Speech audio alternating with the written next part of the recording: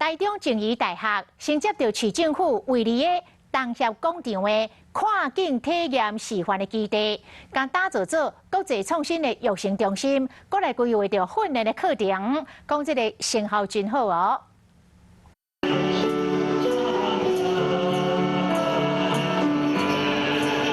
唱歌祝福，静宜大学为今年起承接台中市政府伫东协广场而来台中跨境体验示范基地，除了正式硬体空间以外嘛，这个架构内日外经大专院校甲企业签备网络，希望打造成为国际创新的育成中心。好，那我们也有很多的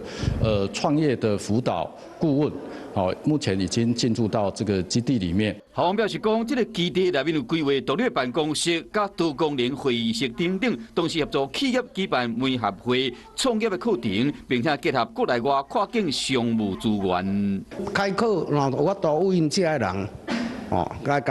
来这开课对咱台湾嘛有一个有他帮助着啊。市政府嘛表示讲，透过产业界、官方甲学术界三方的合作。 豆豆将这个基地转型为青年创业甲创新的事业基地。